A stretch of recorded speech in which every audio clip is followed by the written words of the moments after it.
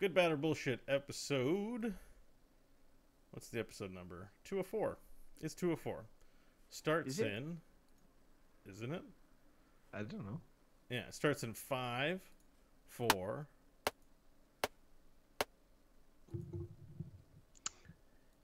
Hello and welcome to the Good, Bad, or Bullshit podcast. My name is Crofton Steers. I'm the original Star Wars trilogy of this show. With me, as always, my two co-hosts. I'm talking about the prequel trilogy of this show, Bo Schwartz. Hello, how are you, Bo? Misa Bo Schwartz, Misa Onike, prequel best series ever. Misa prequel Onike. So horrible. And of course, the new next generation series of Star Wars of this podcast. I'm talking Mike Hodgins. Mike? Tea, Earl Grey, hot. That's what next generation is, right? Oh no, I'm just talking like Star Wars. I thought you were gonna Force say like Awakens spin-off one.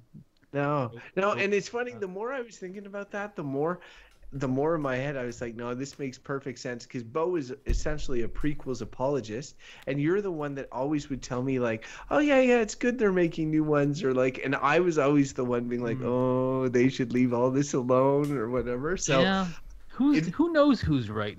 I know it all depends on a certain point of view. What is it? What is it that Obi wants? I got it. All right. Yeah. So, gentlemen, it is actually a Saturday night. It's Canadian Thanksgiving weekend, or as I call it, the best Thanksgiving.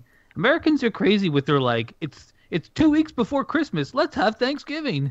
It seems so weird to me. It does seem kind of strange in the sense that like, unless they were going to be like doing a one-shot like party all the way through to Christmas, Hanukkah styles, like thing between Thanksgiving. But if they're going to do Thanksgiving and then take a break, work more, do stuff, and then come back for Christmas, it does seem kind of wrong-headed. I would find like I really like Canadian Thanksgiving. I mean, when October is a beautiful month in the part of the country we live in. The leaves are turning golden colors. It's just nice. It's a nice time to, hang out with your family and do all those things. And it's not like miserable November weather yet. Yeah, November sucks. It is the worst month. Actually, I don't know. Maybe not the absolute worst, but in the top 2 or 3. I think month? Yeah. No, it's the worst month. You think? The worst month. April? April's the next contender, but at least there, what you're getting is this like explosion of green going to happen soon, so you're kind of excited. February for some people. Nah, you can still ski and do fun things. You just got to get off your ass. I think it's like I'd like to look at the suicide rates. See which one. I think November's a big off yourself but month. I bet you suicide it probably is February because people are like the winter haters are just like trying to, November they still like I can make it through. But if you were going to off yourself, what month would you pick? Probably September. September? Why would you pick that? Because you got to go back to school? Well, no, but it's because, like, summer's supposed to be done and it's supposed to be more comfortable weather. And for some reason, it gets hotter. All the time, every year. And I forget. And I'm like, sweet, I'm looking forward to the cooler fall weather. Finally. And then... But why would you off yourself right before you're just about to get the thing you want? You're like, oh, it's another week. Forget it. I've only got 12 months. This particular September was very bad. But yeah. It was some people loved it. I went swimming for like September 30th. I was swimming in the river and it was lovely. I mean, it's like you got to take advantage. You're asking me which one's the worst, which one I would off myself, and I suppose it's none of them really. I definitely see how September marks the kind of like heading towards like, what's coming. It's going to get colder and darker and whatever. So you're like, well, I might as well off myself now. I get that. But on the other hand, it's like December's a pretty shitty month. If you think about it, it's pretty shitty. But what they do strategically is they have Christmas at the end, just like October has Halloween at the end. You stick these things at the end that people are looking forward to. They're like, well, I'm not going to off myself this month because I'm going to get candy on the 31st, right? Like you're going to wait till the next one, which happens to be November. And then you get into November. That's why the Americans have Thanksgiving then. Because like in Canada, you get to November 1st and you're like, oh, this sucks. And then you look how long you got to go till Christmas. It's cold and clammy. And then in November, November, I might as well just end it. you're also like, oh, November, it's really miserable weather. At least there's a holiday. Oh, it's that holiday where we have to remember how millions of people died in war. We have a Remembrance Day, and you're like, a big downer, drizzles rain, true. and it's 2 degrees, and It's you're the most crying. depressing holiday. Okay, so are you guys contemplating suicide, or is this just a side effect of having toddlers? No, it has nothing to do with toddlers. It has to do with all months discussions. When you go online and people are talking about shitty months or whatever, someone without fail brings up suicide statistics, and it's like, okay, look, if a bunch of people are killing themselves in 1 month, odds are not a great month. That's all I'm saying. Okay. So speaking of things that are not great, that are not great, and that may want to off themselves. I'm talking about my friend, the random topic generator, the inanimate object that brings this show to life. Mike is generally the one to pull the switch. So can we start the machine or something? I think Mike's having a technical difficulty with the machine tonight, actually. Well, can you remote start it? We didn't pay for that remote starter. Yeah, right. Actually, I do have here a remote control switch for the random topic generator. Here it goes. Okay. Oh, there, I started it for him. I knew it was worth investing in that thing. Yeah, that's the first time we've had to use that, actually. It's a good thing we have a failsafe. I can't believe it works on Wi-Fi. Yeah. That's crazy. Mike seems to be muted, but somehow the noise from the engine made it through. Did we hook up its own auxiliary mic to it so that we could hear it each episode? So do you get to now see when you remotely control it, the topic, or does Mike get to see the topic? Well, Mike sees the topic because there's an LED display. Mike, so you can't. So you can remotely activate it, but you can't even see it. That's right. Kind of pointless. It's kind of connected to the internet, this thing. The topic today is movie remakes. Movie remakes. Oh. All right. Good one for a Saturday. And also good one. We won't get into it, but just Bo and I both happen to have just seen Blade Runner 2049. We won't get into it because I know Crofton hasn't, but that's not a remake. It's not a remake. But you know what? I thought about maybe because it's in the top of mind and stuff like that. It's not a remake, but it's a return to something that about the amount of space of time that you would expect a remake to come. 35 years or whatever. Yeah.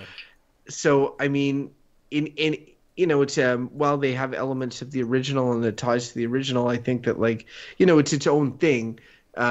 So for sure, there's always an interest, the creative bankruptcy that is Hollywood, in terms of reheating, rehashing, redoing.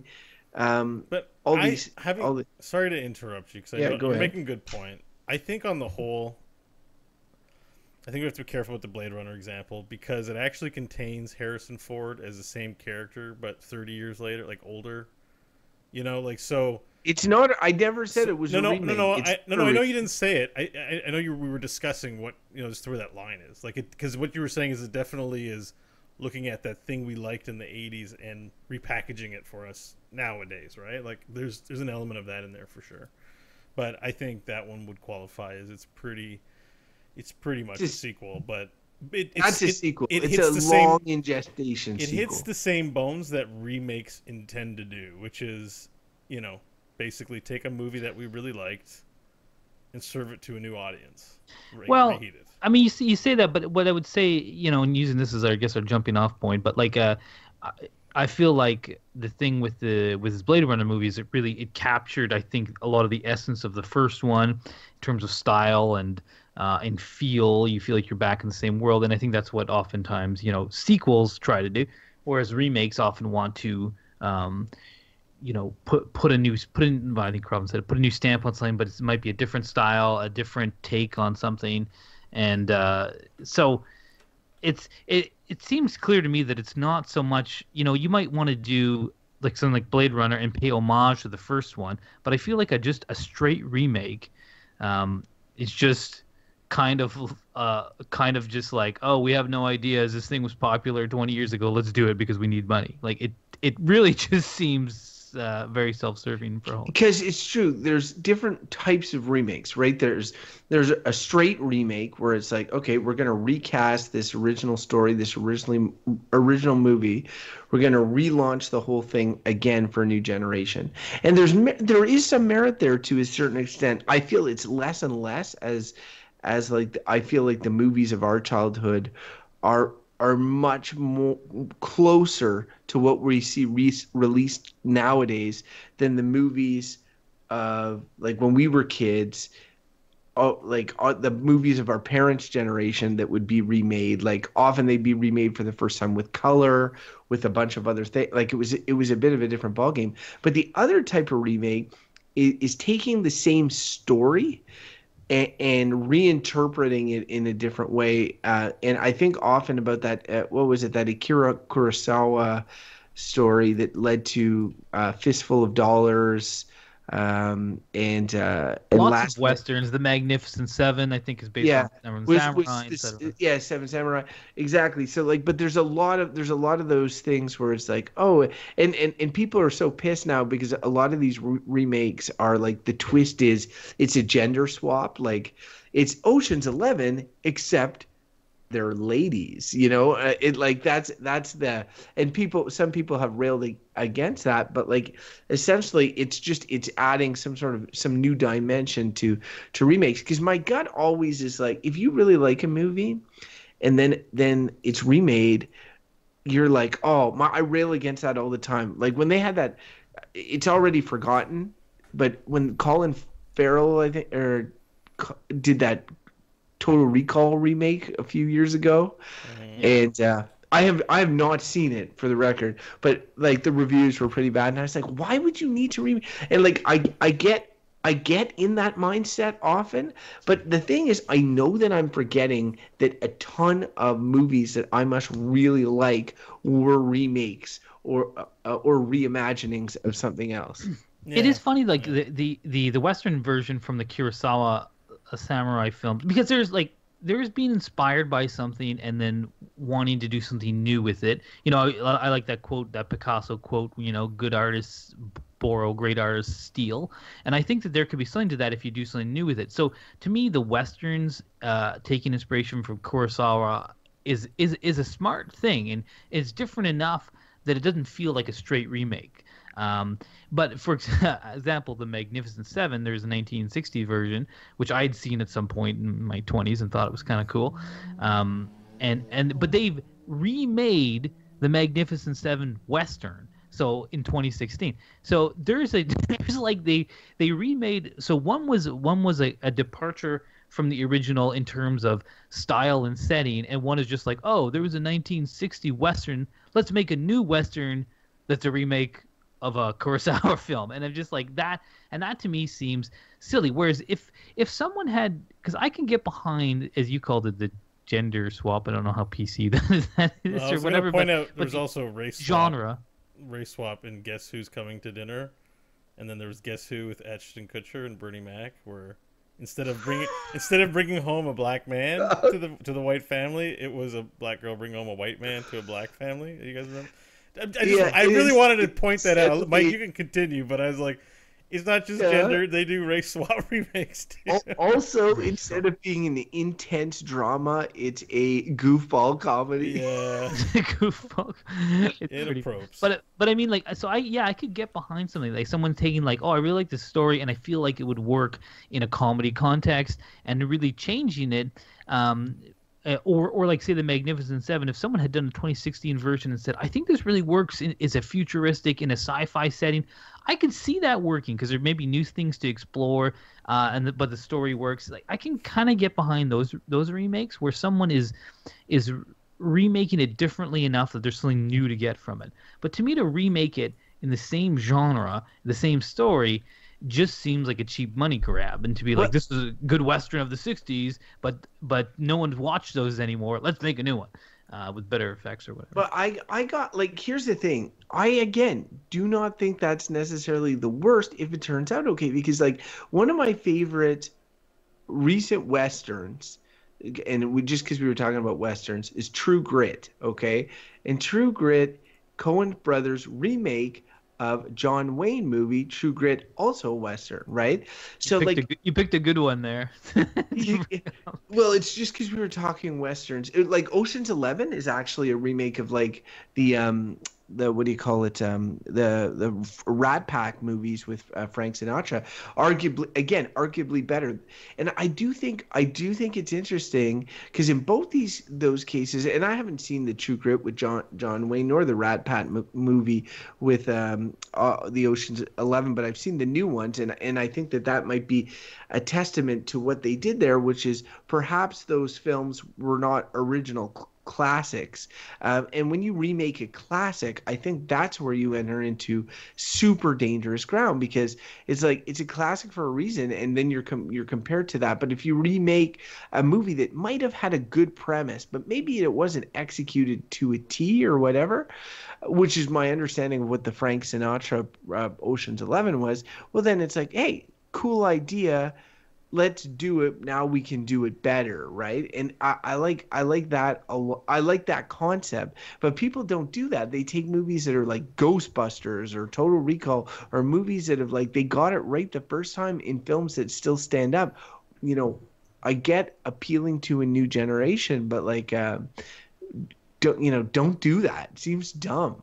It's a losing proposition. I could see that point, like, when you first said that people don't make movies that are like considered a classic, and I just had this idea of like someone's like, you know what movie I want to remake? Citizen Kane. Who should we cast? Like, it's like, and I'm just like, no, just don't do that. Like, it would be silly. But I don't know. Like, even the Ghostbusters one, it's interesting because I still felt like that one was a little bit had enough of a twist on it that it was a bit of a. There was a new angle on it. Like, again, if it had been four dudes, and they remade it, that would be a really straight remake, and you'd be like, okay, why are you doing this? Putting the four women in, I feel like there's something there I can get behind.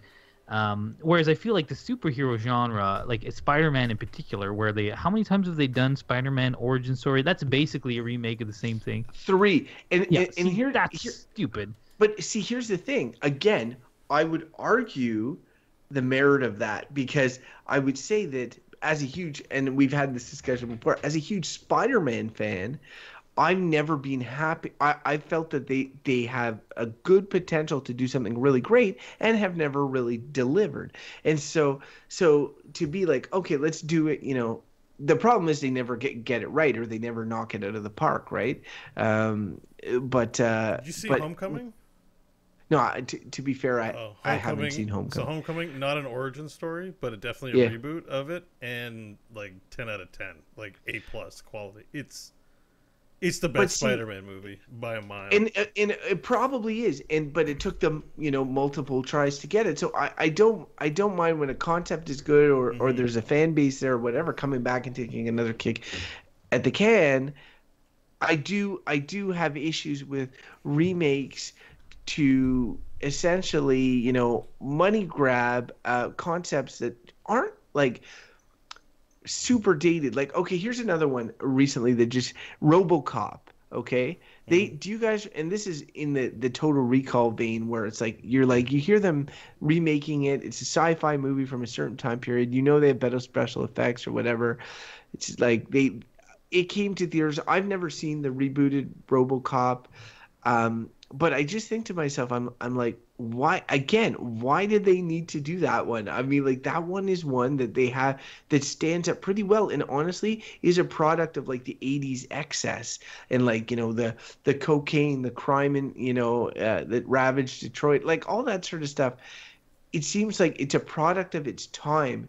And so unless you're able to tweak the film and make it a reflection of this time, right?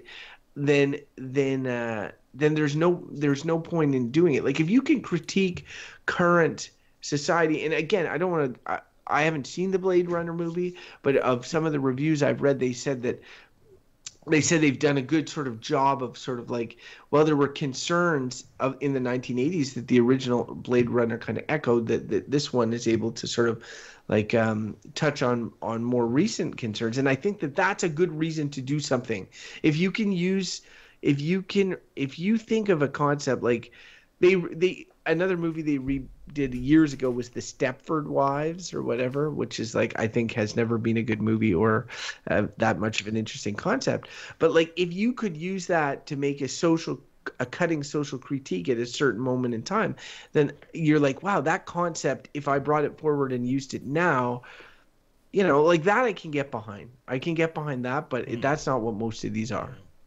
Well, yeah, it's the concept of remakes is weird. I think you're both onto something, because generally I think my reaction to remake of anything, the more I liked the original, the less I'm happy to see a remake for it.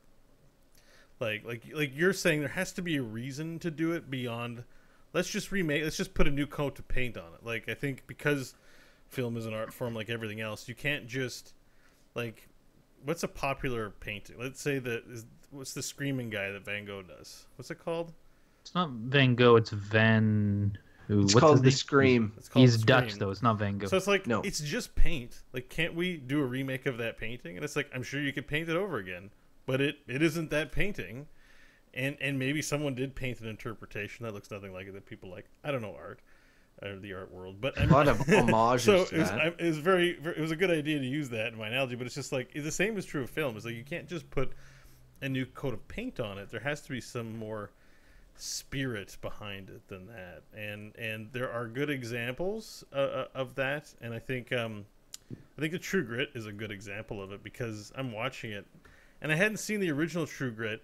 But I really feel like when I watch the original True Grit, it'll be nothing like what I've watched the Coen brothers make here. They've made their own movie. They've remade the narrative, but they've done something new and unique and impacts me. And I think that we also know that Hollywood is a business, and they just like to churn things out. I mean, Star Wars movies aren't remakes, but they are arguably tapping in to the remake vein in the fact that their artistic aesthetic is going back to the more original series rather than the much maligned new direction that George Lucas wanted to take the prequel films. But they're not remakes, so they don't count as remakes. But critics would say The Force Awakens comes pretty close. Well, the plot, I mean, there are...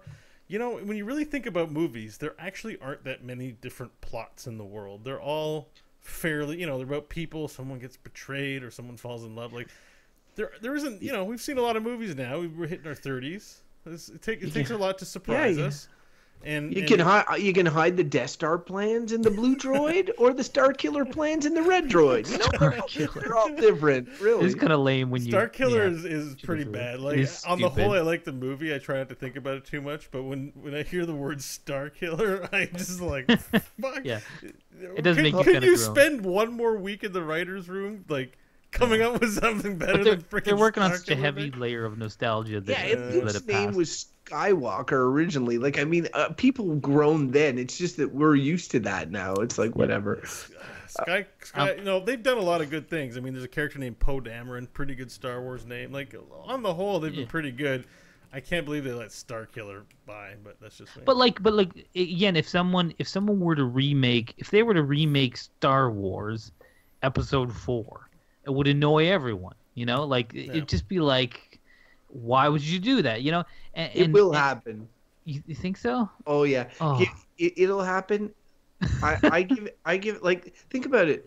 They're doing a Han Solo prequel right now. It's coming out soon. So you're gonna get those characters. They've cast a young Han Solo, so why?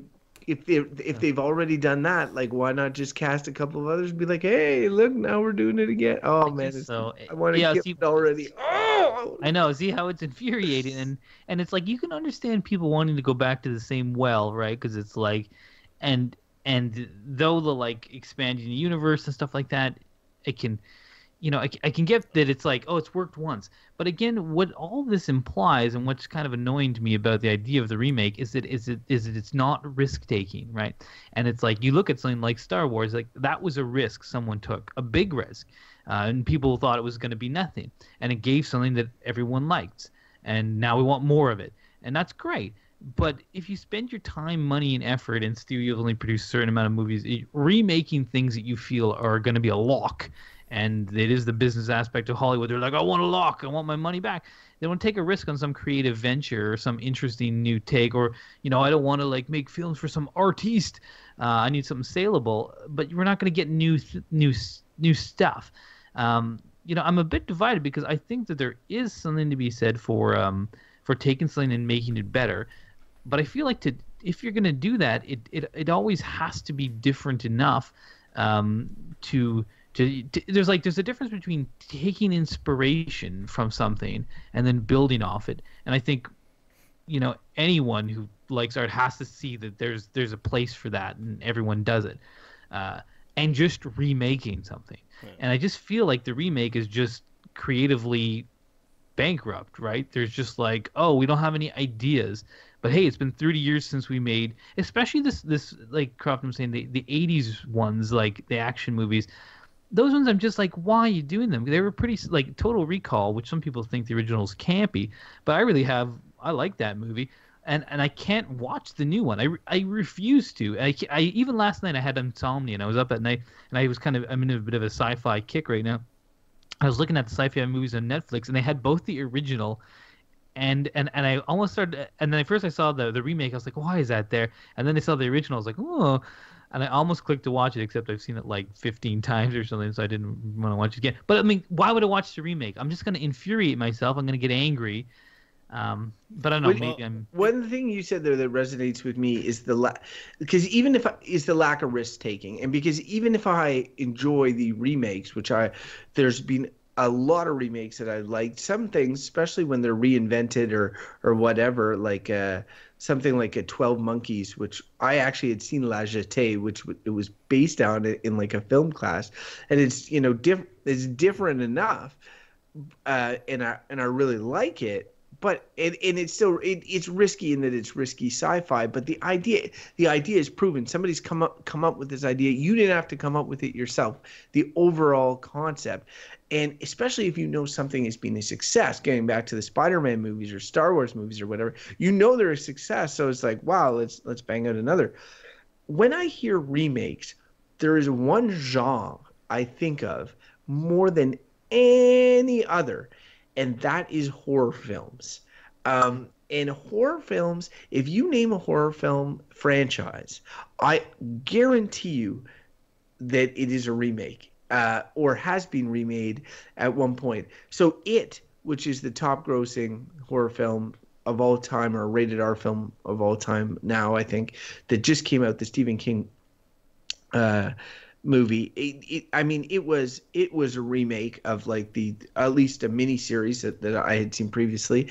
And the Nightmare on Elm Street has recently been remade. Friday the 13th, Texas Chainsaw Massacre, Carrie, any horror movie you can think of, I can tell you in the last 10 years it has been remade, and I can also tell you that the remake sucked. And I haven't seen any of them, but like that they have not captured the public imagination like the originals are. And horror is weird because it's always sort of I guess sort of campy, sort of never like a but there's horror is also weird because it's like it has such there's a churning of horror that always, like, there is a subgenre of low budget horror which is thousands of films, like it's just churning. So I could see that one just banking on the whole remake thing, because I mean, if you really think about horror, the whole thing is a little bit, you kind of just want to see what you want to see. You're not looking to be challenged with something new. You want to see horror. Like, who cares if it's the same thing? You're looking for you're an enthusiast for gore and suspense and cheap thrills. So it's like, okay, you know what you're gonna get watching horror. I get that. Not I have a question for you guys, because I keep thinking about this as we're talking about this, and I know it's different, but particularly when you were talking about all those horror movies, a whole bunch of which are, say, based off Stephen King books.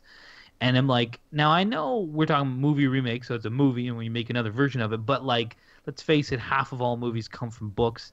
And I know that's not a remake, but and that goes so both ways for me, where it's like, so there's been some great movies, like Total Recall. Incidentally, I just read that Philip K. Dick short story that it's based off of, and I'll tell you, even the 80s movie, it's better than the story. The story is a little bit like goes off the rails a bit. It's not long, and I was like, oh, weird. I'm like, someone took that story and I think improved upon it.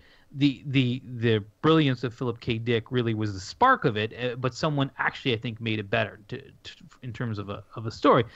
But other things, they're like, if we add "Get Your Ass to Mars" here, Get Your Ass to Mars, it's gonna make it so much better. In looping repeat, it was really true. It just anyways. I mean, that was back in the day when GIFs were science fiction. I mean, and there was a literal GIF. Oh, there never was, and now they dominate the internet. It's total. But the one thing I was gonna say also, because last night when I was again scrolling through movies to potentially watch, one was Ender's Game. And I love that book, and I'm like, but I can't watch the movie because I really am just terrified it's going to annoy me so much, and I don't think I'll ever be able to watch that movie. Do you think that qualifies as a remake? No. It's an adaptation over medium. Bo, sorry, do you want to go ahead? I have a. I was going to answer his question and say no, and then I just think it's there are book rewrites, aren't there? Like stories get remade all the time. They get improved upon. Because I think about like my theater studies and stuff like that, and it's like, well, certain like legends get rewritten all the time. The story of Odysseus, for example, or the story of certain Greek characters. New people would write new tales or retell the same tale. Like that's actually, you know what? Fairly common. This helps clear stuff up for me because you know what it is. It's an adaptation. And that's what essentially some of the things like when that Kurosawa Fistful of Dollars example, that's an adaptation too. Sure. It's not a remake. Yeah. A remake is when you take the exact same thing and you remake it, and you can tweak it and you can remake it maybe in a different setting. It gets blurry, but for books, it's definitely novelizations. And I actually, Mike, I also Ender's Game. I love the book. I have yet to see the movie, and the main reason for that is not because I'm scared that the movie's going to suck. It's because I already know the story, and it's the same reason I still haven't seen the last Harry Potter movie, but I have read all the books multiple times actually. I love the books and I love the movies. But I have no real burning curiosity to see all the movies. I never did. I would always just be like, okay, I'm gonna watch because I knew what happened. Like they were all straightforward adaptations. The book, well done, but I knew the plot, so why would And even well done ones like Lord of the Rings, I was kind of a bit disappointed with them, even though they were quite true to stuff. I just had certain things in my mind that didn't work. But I would agree. That's adaptation. And I would agree that adaptation is valid and good, and we want to see that kind of stuff and the straight remake. But it does really. I agree with Crofton bringing it into focus to be like, even if you take a Kurosawa film that's about samurai and then you put it in a Western genre, I'm like, okay, that's like an adaptation. You've hopped genres, you've changed context and style enough. But you're inspired by, like, I'm for being inspired by art, and it gives you a new idea that you think gives it renewed energy. That's cool. I'm into that. And it could bring something new to it, but it's the whole like to me, to redo a Western Magnificent Seven as a Western Magnificent Seven is just like, why? Like, just because I'm gonna get to the crux of the problem, because I have a little bit of insight here. It's gonna help, because when we think about So film has sort of two disciplines in my mind in it, which is the art of moving photography and our institutions over time of theater, of dramatic art. Now in theater, you have a text, and you can give it to 10 different theater companies and 10 different countries and have different direction. It'd still be the same text and story, but it could feel and be experienced very differently, and that's just how it is. That's what makes a live performance so unique, because that's, even within theater companies, performances can vary from night to night. And so the way film is like, film is this, it's theater, there's a performance text, people saying lines of dialogue to each other, dramatic art, but it's a single entity, a single artifact shown pretty much identically to audiences the world over. And so we get to enshrine that artifact. we don't watch movies like, I wonder which of 52 cuts this is. I wonder what they don't edit it each night before it goes onto your VCR or with your VHS tape to watch it.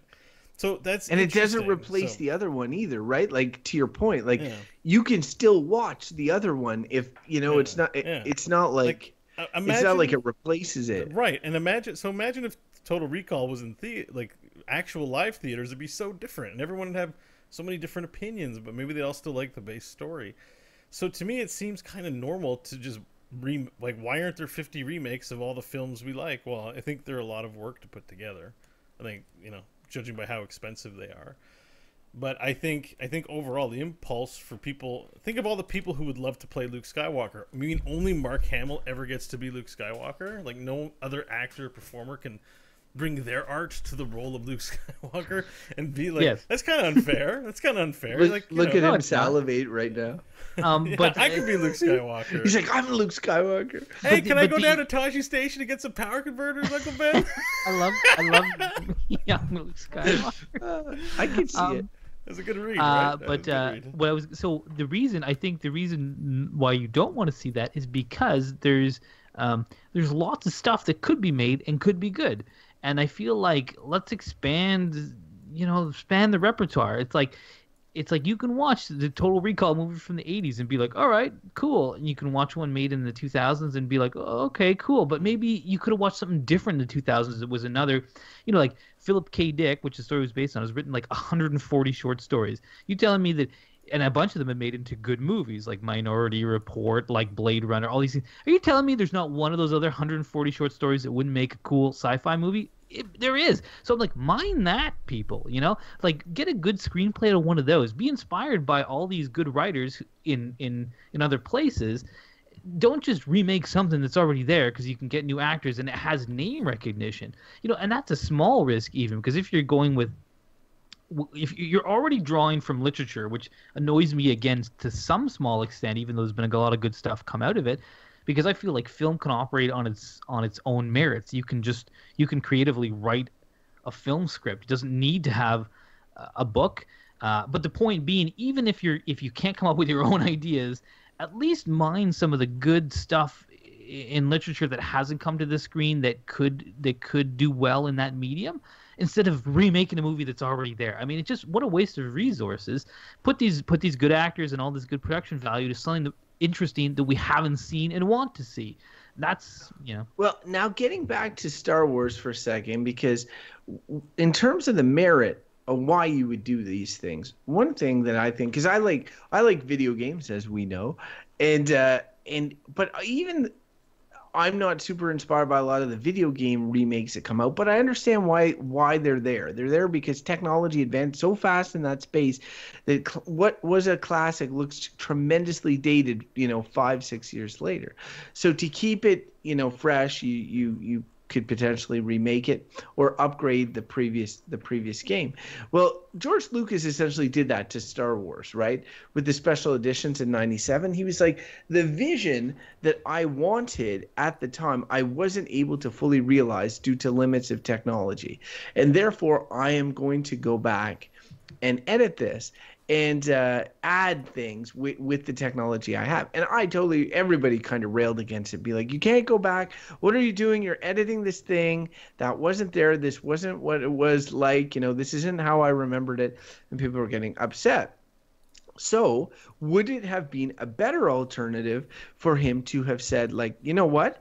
Now technology is where I need it to be to make the Star Wars movie that I had always imagined. So I am going to remake, or somebody else is going to remake the film. And they're black and white films, color. Maybe they were films that would be appreciated with color.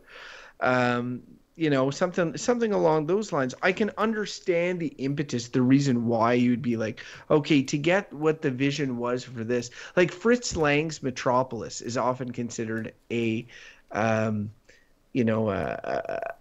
landmark film that sort of inspired everything from Blade Runner to, dystopian, futuristic sci-fi of today. It's obviously like a 1930s movie that doesn't necessarily hold up, especially in terms of like, special effects, audience standards. You're looking at it as a historical artifact in many ways. But what if, like somebody's like, I can flesh this out a little more. I can use the special effects of today to give greater life to that world. Is there not added value in that? I mean, I think the problem is you're also going to get the biases of the time that's remade in. I mean, I think a lot of my problem with movies these days is special effects overkill in exchange for conflict and drama and letting actors communicate with each other, that kind of thing. So it's like people will use what's at their disposal, right? So it's like if you're making a movie in the 50s or 60s, you're going to use just good static set design, hopefully good acting and good story. But today you can prop it up on special effects, and a lot of movies are ruined because of it.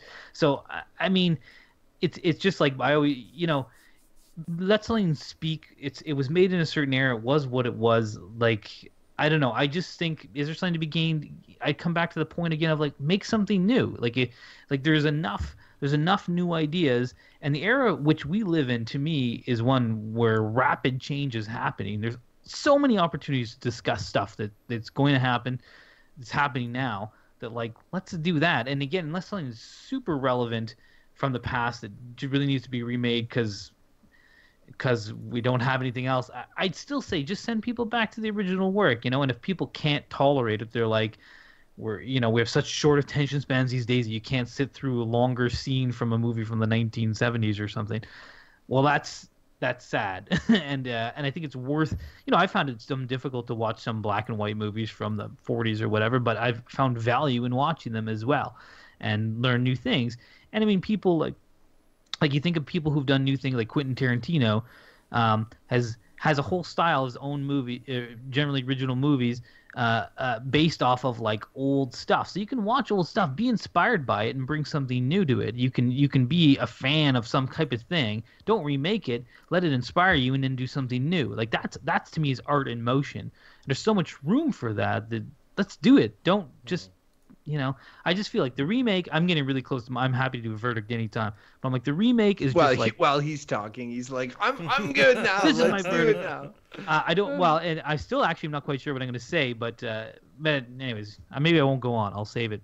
You guys have more new points to add? Well, it's more a recycling of an old point I'd like to make, which is the fact that because you're coming down real hard there, and I agree with a lot of what you're saying, but then I think of a movie like True Grit that is for sure a remake, not an adaptation, and it's made something what everybody seems to think is much better than the original. And what they did there was they looked at something, I think a film that was imperfect but had good potential, and that there was enjoyable elements of it, and they're like, we could make this better.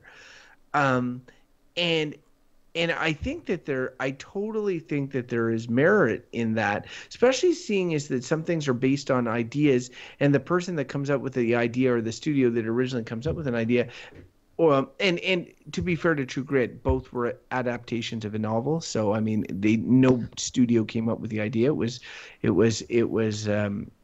based off a book.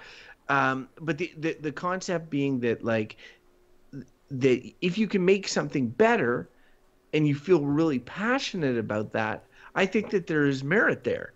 I hear in the promotion of a lot of these remakes, these film actors or producers or whatever saying all the right things, like I don't feel like it would be worth revisiting if there wasn't something we could add, and we really have brought things to the next level on this film. And then you watch it and you're like, no, you haven't. It's a piece of shit, and the first one was way better. Why did you remake this?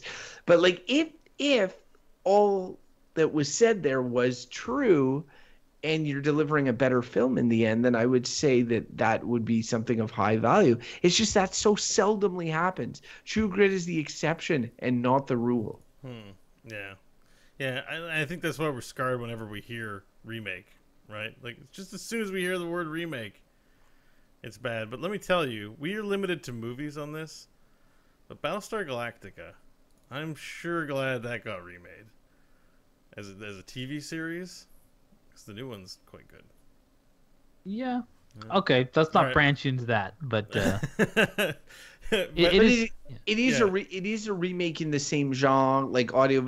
I get what he's saying. We have better special effects. Let's make the show. I think there was more to it than that in that remake, though. They took some more liberties and just. Yeah. Well, but they did. It's exactly it's what I said. Like, I don't think anybody looked at the original Battlestar Galactica and was like, this is a perfect thing that will exist forever. They thought, like, hey, cool ideas. There could be some stuff done here to make it better, and we can do it better, and let's do it. And then they were able to execute. I mean, like, that's great. But again, I think more of an exception than the rule. But it's also interesting and kind of telling, because it's like, though people want to improve on stuff, it's not like they're taking, a universally panned piece of garbage movie from 10 years ago and being like, oh, okay, that was a big, huge flop. Let's try to make it better. People are just abandoning that stuff, right?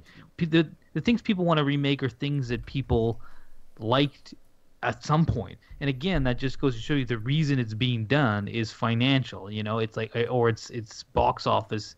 It's name recognition. No one's going to take a movie that everybody hates. I can't even think of a good example. I was going to say Ishtar, but I haven't even seen that, so I don't. But it's one of these universally terrible movies from the past. But no one's taking like a movie everyone hates and despises and say, let's remake it, because they know people are going to bring that biases with them. They're remaking things that people have good associations with, and then trying to make it better, and that's for cash value. What's the worst movie of all time? Is it Last Tango with Marlon Brando? Last Tango in Paris or something? There's a lot of bad ones. No remake of that one. Well, that's the thing. No one's gonna remake like really, really bad movies, because like, what's the point? Yeah. And incidentally, True Grit. What's his name? The Wayne. John Wayne got the Academy Award for that movie. It's quite campy. I watched a bit of it, and it's like bubbly kind of. It's a bit of a comedy more than. Well, it's funny because like there's so many movies. When you were talking there about I was like, for some reason this movie came to mind, The Heartbreak Kid with Ben Stiller, which is like, it was like some like lowbrow comedy from years ago, like and I remember for whatever reason it's like this. I think it's the second time that they remake that movie. Like, it had existed, and at one point it was a hit, but it has no name recognition. Like, nobody saw The Heartbreak Kid and was like, oh, I love the original or whatever. Like, the idea was to steal the concept of the original and sell it to a new audience. And I get that there's a chance that, like, we're like, okay, we go in and we look, and all of us have some interest in film at one point in our lives and have gone back and looked at old stuff. But a lot of people don't, or a lot of people don't have parents that are putting this stuff in front of them. So, like, the opportunity to present to them cool ideas again. And I would argue, if I'm a movie studio, just remaster and re-release something instead of remaking it. Like, I guess they figure they need the hottest new boys from Tiger Beat or whatever, but like, just the laziest thing to do is just re-release it. Is Tiger Beat still out there? I don't know. Is that still a thing? Man, Tiger Beat, you guys. You know what movie I was thinking of, though, is remake? It wasn't Mr. Deeds a remake. For some reason, I associate Adam Sandler with mostly bad movies. Mr. Deeds was a remake, yeah. And I'm like, did people really like the original? I guess so. I don't know. It's weird. That's a weird one. But see, that's an example. There's a couple of these. There's remakes of mediocre films, and the remakes are also mediocre or whatever. Like, there's remakes that happen on so many levels, and I don't want to get back into the creative bankruptcy that I mentioned, that both Mike and I have been harping on a lot here. But I think I'm also ready for verdicts. All right, well, let's do it. Let's do it. Let's bring in the farm animals. Also, after we're done verdicts, I have a thing to say, so remind me, okay? A thing, eh? Yeah, about remakes. And where are you animals? Come here, animals. Here, come on in. There we go. This way. Yep, you over there. It'd be funny if somebody remade Good, Bad, or Bull with. No, you stole my thunder. Three heartthrobs. Three heartthrobs. Tiger Beat. I was gonna say, don't we remake Good, Bad, or Bullshit every week? It's like the exact same show, but we try a different topic to see It'll No, actually no, be a That's good exactly show. why it's not the same. It's a television series. It's like a podcast. No, It's I different know. episodes each time. If we remade it, we would recast all three of us. Well, two of the three. There you go. We definitely keep the same great jokes that Crofton brings to the show. Who wants to go first? Crofton, maybe you should go up first because you're. Yeah, I'll go first. This is like one of those ones where I think Mike and I are having the same internal conversations right now, which is like, is this bullshit or is this bad? And I've like been going back and forth because it's not good. It's not like it's better to create new stuff and not rehash old stuff. I think even rehashes that have value, and there are tons. And like we didn't even talk about foreign language films that are brought over here, like The Departed was Infernal Affairs, and like Oscar-winning movies that are often remakes, or 12 Angry Men is being remade or adapted in multiple ways. Like there's a lot of good that comes out of these in terms of individual stuff, but at the detriment of new stuff, that's not a good thing, right? So I don't think that it's a positive thing. So it leaves me, is it wholly negative, or do the fact that there's some of these good ones move me more to the bullshit? And I think the reason that I'm going to land and say that movie remakes are, and we can cue up the sound right about here, but movie remakes are bullshit, is because that just as to where we are now, where the hit to miss ratio is so askew in one way, where it's like there's so many more bad, useless, creatively bankrupt remakes than there are good, strong, value add remakes, doesn't change the concept of the potential that there could be a ton of good ones, and that there could be value added, and that there could be there's a bunch of imperfect films that could be remade and given a second life in a way that captures the hearts and minds of people more so than they were the first time around. And I think that that's cool. And I like, honestly, when that happens, like the fact that I'm, enamored with the new True Grit, I never read the book, never saw the first movie. For me, there's something positive. There's something positive there. However, that is not to say that it should replace coming up with new ideas or adapting newer ideas or that most of the ones that are coming out now have any value added to them. Just the concept, though, is not necessarily one that I can say is wholly bad all the time. It's more complicated than that, and I think that sometimes there's value to it, so I have to say this bullshit. All right, sounds good. Mike, I guess you want the last word on this one? Oh no, I don't mind going now if you want to bring it home. You go. I'll bring this one home. I'll go because Crofton is right. I'm having the exact same internal debate that he has, and I'm still not even quite sure what I'm going to say between bad or bullshit, because they're definitely not good, and I think I'll go out on a limb a little bit because I agree with everything Crofton said, but I think I'm going to land right on bad. Say remakes are bad. Oh no! Well, you confused me. I did.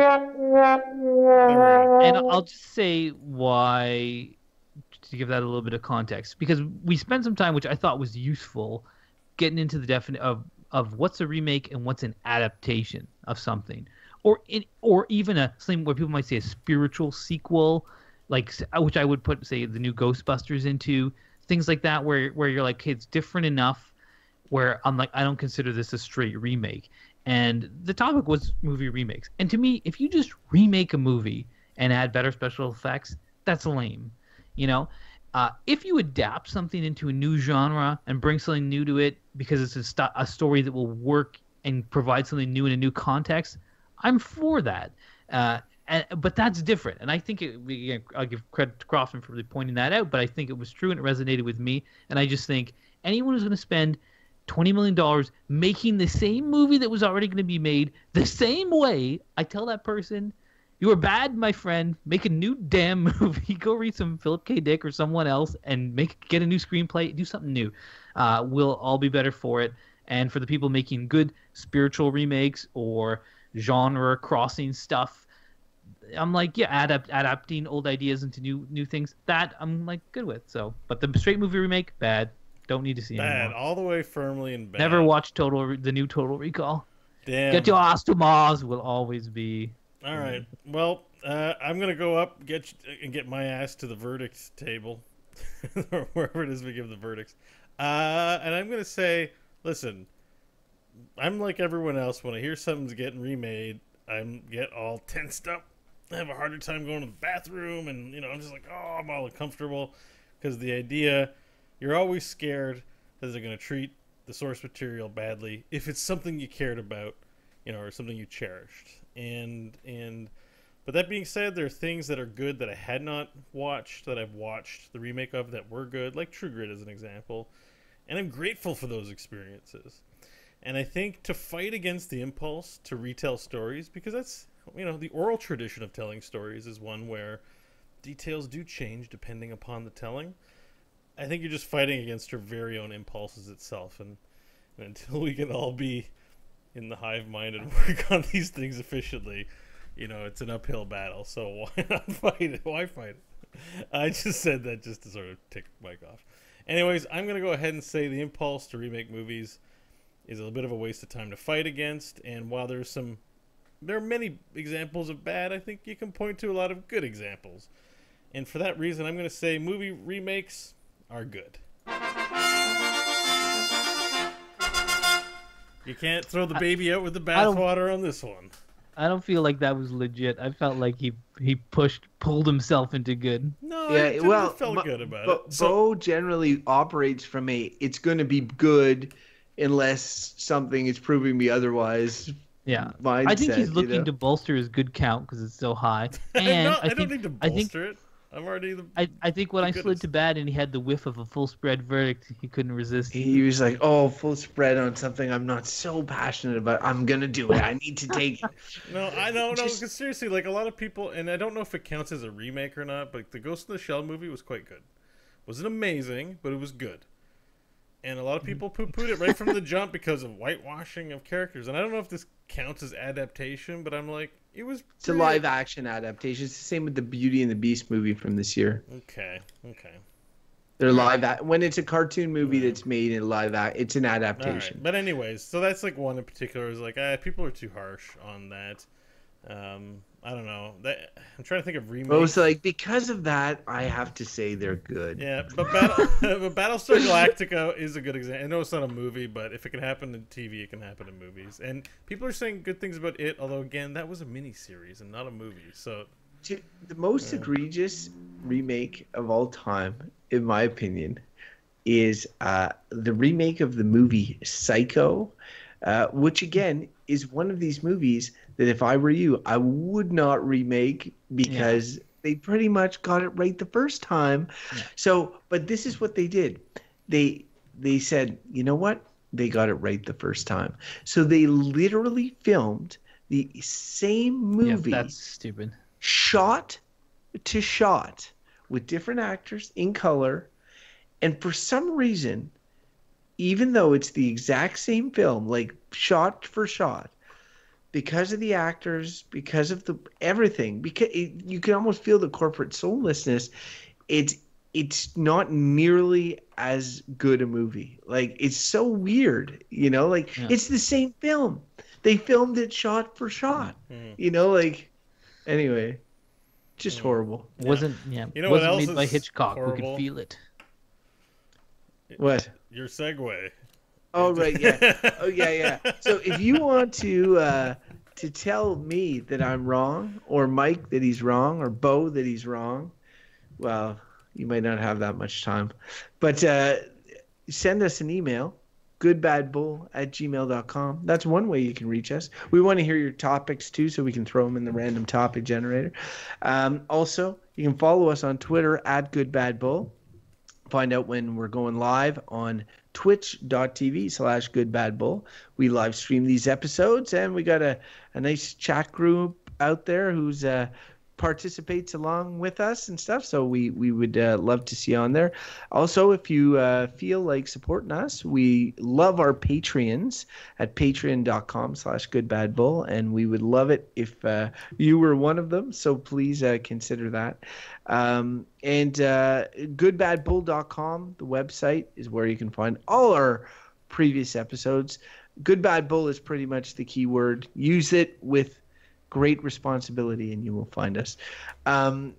We are individuals of individual natures. You can follow us individually on the internet as well.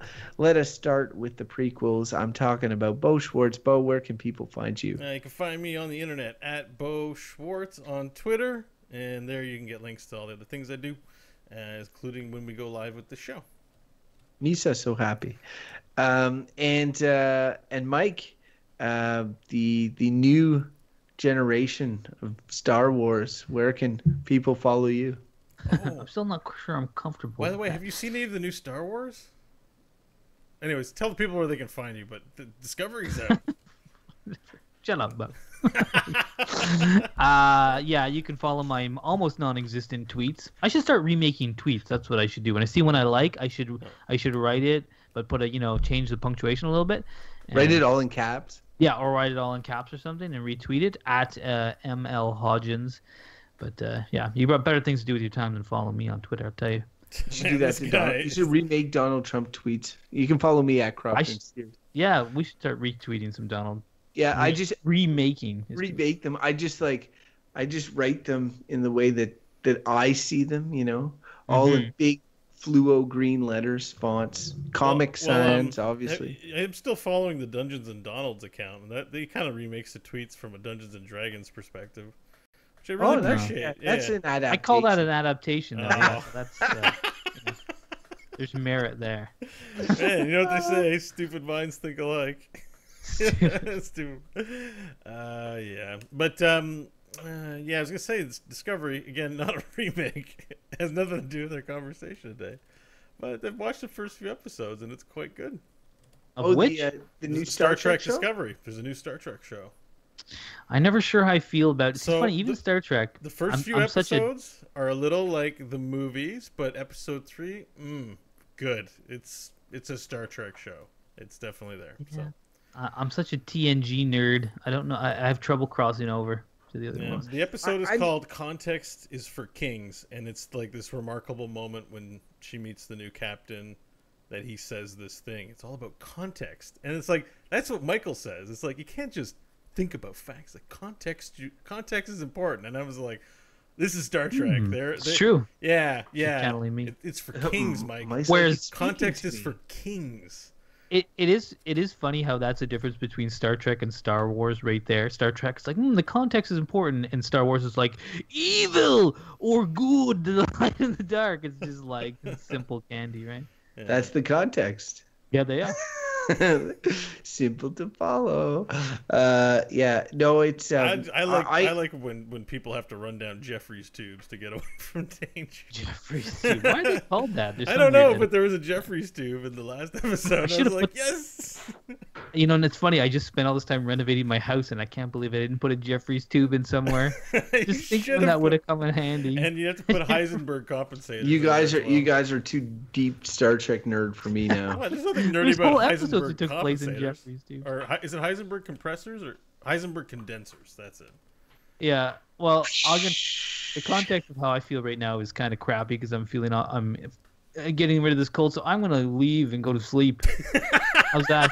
That's good. We had sort of like a punchline earlier with the adaptations where I think Bo he can just like cut it there. We'll end on Jeffrey's tubes. It's fine. I thought the Jeffrey's tube. That was what kept me here. Was the Jeffrey's tube? Nobody knows what that is. Jeffrey's tube. Oh, nerds know. How many people in the chat room knows what a Jeffrey's tube is? You guys are nerds. And I appreciate Bo bringing it up. Actually, I must say. Yeah. Well, you're my fellow Star Trek fan, so yeah. I'm here to report. Okay, I'll see you guys later, and bye, chat room. Thanks for hanging out. Yeah, you guys are amazing. All right, thanks for doing it, Hodgins. Yeah, thanks for coming in, and have a good night, and we'll see you soon. As always. Later. Take care. All right, and chat room, thank you so much for hanging out. There's a lot of you in there tonight. In fact, this is a record number for us. 12 viewers. Probably more over the course of the thing, but... Holy shit. Yeah, no, he means 1,200. There's 1,200 of you in there. Thank you. Also, they can see how many viewers are in there. Oh, they can? God damn it. Yeah. Oh, no, our don't tell them it's a record. Say it's the lowest amount ever. So, congratulations on attaining the lowest amount of viewers ever. Anyways, all right, we're going to log off. Are there any questions we should bang out before I don't know. They'll keep us here all night, but if you wanna chat with them a little bit, we can do that. No, I mean like that were asked during the show. It wasn't a topic that would have like elicited a lot of questions necessarily. People all have remakes that they like or that they hate or that they whatever. So I don't know how to fix this. What's going on? I mean, I'm going through the list here. Blah blah blah blah. Hey, somebody talked about video game remakes. I also said something about that. If they ever remade Jaws, I couldn't watch it. It says Wicked Kitten. I had a hard enough time watching the original Jaws. Five-star Killer. Oh, yeah, I remember. Yeah. Oh, games created to be changed and remade. Movies are more of a solid state. Interesting. It's true. I agree with that. Horror. Are you going through the entire chat? Yeah, well, it's way longer than I thought.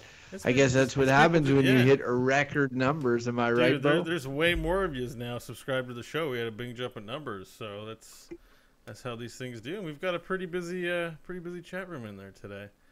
Great, that's awesome. And, now I'll leave them. All right, we do have to go. Crofton needs to get back to his video game playing. What? I'm going to bed.